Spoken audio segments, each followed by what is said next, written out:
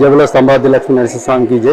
ఓం సంబాది లక్ష్మీ నరసింహాయ నమః. ఖమ్మం నగరంలో నడిబొడ్డున ఉన్నటువంటి సంబాది లక్ష్మీ నరసింహస్వామి ఈ ఆలయము ఎంతో ప్రాముఖ్యత కలిగిన దేవాలయము.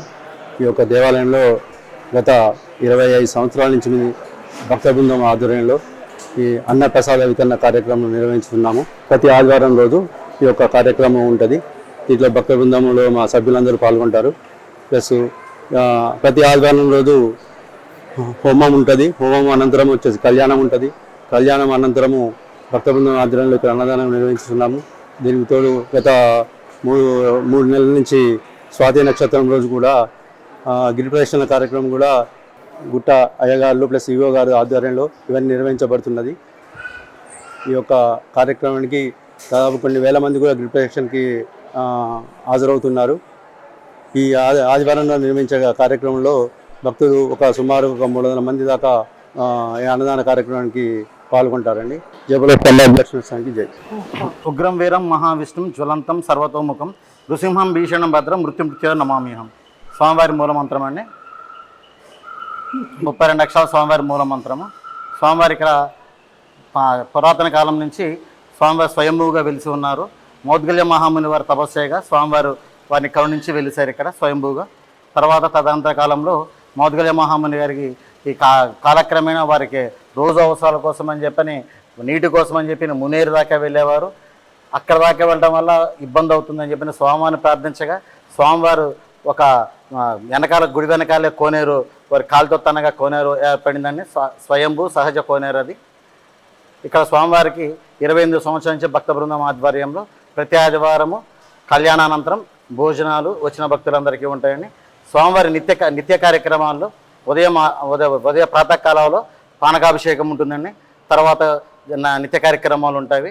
ఆదివారం స్వామివారికి సుదర్శన హోమము, తర్వాత సుదర్శన హోమం అనంతరం 10:30కి స్వామివారి కళ్యాణము, స్వామివారి నివేదన. వచ్చిన భక్తులందరికీ కూడా కడుపు నిండా అన్నప్రసాద వితరణ జరుగుతుందండి.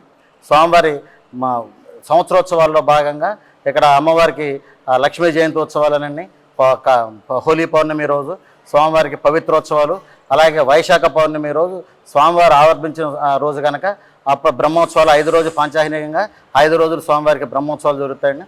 ఇవన్నీ కూడా అంగరంగ వైభవంగా జరుగుతాయి.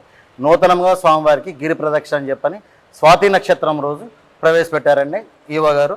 దానికి స్వాతి నక్షత్రం రోజు సాయంత్రం 5:30కి వచ్చిన అశేష భక్త జనాలతోటి స్వామివారి ఊరేగింపుగా కొండ చుట్టూ ప్రదక్షిణ చేస్తారు ప్రతి నెల స్వాతి నక్షత్రం. తదనంతరం స్వామివారి కొండపైకి వచ్చిన తర్వాత స్వాతి నక్షత్ర జ్యోతి అని చెప్పని మనకి ప్రత్యేక వేదిక పైన అది ఉంటుందండి.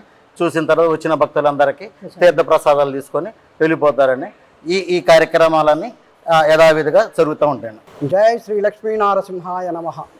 ఇక్కడ స్వామి స్వయంభుగా వెలిశారు. ఆ స్వామి పేరు మీద స్తంభాద్రి పట్టణం ఏర్పడ్డది. స్తంభాద్రి క్రమక్రమేణా ఖమ్మం మెట్టుగాను ఖమ్మంగాను విలసిల్లుతూ ఈరోజు వరకు స్వామివారు ప్రతి కోరిన కోరికలల్లా తీరుస్తూ ఉన్నాడు. భక్తజనులందరూ కూడా ఇక్కడికి విచ్చేసి వారి వారి బాధలను చెప్పుకొని వాటిని రుణముక్తిగా ఉంచుకొని వారి మొక్కులు చెల్లించుకుంటున్నారు. స్వామివారికి ఇదివరకు గుట్ట మీద నుంచి మెట్లు మాత్రమే ఉండేటివి. ఆ తర్వాత 1991 నుండి రహదారి ఏర్పాటు చేశారు స్వామికి. ఆ రహదారి మార్గాన ఇప్పుడు కొండపైకి వాహనాలు వస్తున్నాయి. ఈ వాహనాల ద్వారా భక్తులు కూడా పెరిగారు. మేము భక్త బృందంగా ఏర్పడి గత 40 సంవత్సరాలైంది. అన్నదాన కార్యక్రమము 23 సంవత్సరాల నుంచి నిర్వహిస్తున్నాము. జై స్వామి. ఓం శ్రీ లక్ష్మీనారాయణాయ నమః. ఇక్కడ మేము భక్త బృందంగా ఏర్పడి నేను వచ్చి 18 సంవత్సరాలు అవుతుందండి. ఇక్కడ స్వామివారిని నమ్ముకుంటే కోరిన కోరికలన్నీ నెరవేరుతాయి.